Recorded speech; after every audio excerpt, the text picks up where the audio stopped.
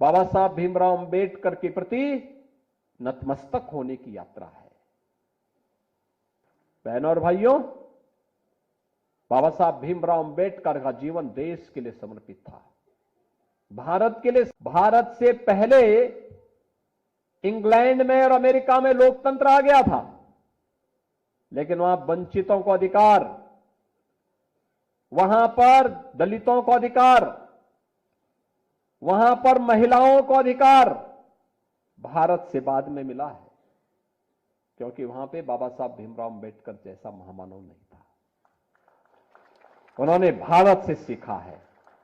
भारत ने पहले दिन से, और अब तो प्रधानमंत्री मोदी जी ने व्यवस्था सुनिश्चित कर दी है, 2029 के बाद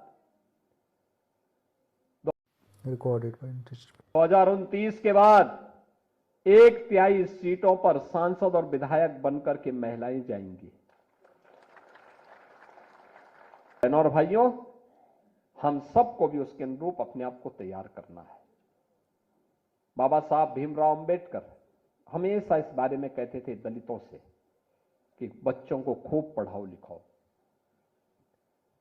शिक्षित बनाओगे तो ज्ञानवान बनेगा, और शिक्षित बनेगा तो अपने लिए न्याय मांग लेगा, अपने अधिकारों को भी प्राप्त कर लेगा। लेकिन जब पढ़ाएंगे लिखाएंगे नहीं तो क्या होगा? आज सरकार इस पे काम कर रही है। अनुसूचित जाति जनजाति से जुड़े हुए सभी बच्चों की एजुकेशन फ्री है, स्कॉलरशिप मिल रही है, शुल्क प्रतिपूर्ति उपलब्ध कराई जा रही है। डबल इंजन की सरकार इसके लिए लगातार कार्य कर रही है। हम सब इसके लिए लगे हुए हैं।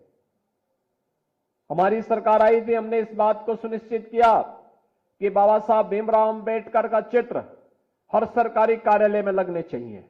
सरकारी कार्यालय में बाबा साहब के चित्र लगने चाहिए और उनके प्रति कृतज्ञता ज्ञापित हर भारत के नागरिक को करना चाहिए। बहनों और भाइयों, बाबा साहब भीमराव अंबेडकर का जीवन देश के लिए समर्पित था, भारत के लिए समर्पित था, और इसलिए 75 वर्ष की यात्रा बाबा साहब भीमराव अंबेडकर की प्रति कृतज्ञता ज्ञापित करने की यात्रा है। 75 वर्ष की यह यात्रा बाबा साहब भीमराव अंबेडकर के प्रति नतमस्तक होने की यात्रा है, उनसे प्रेरणा प्राप्त करने की यात्रा है,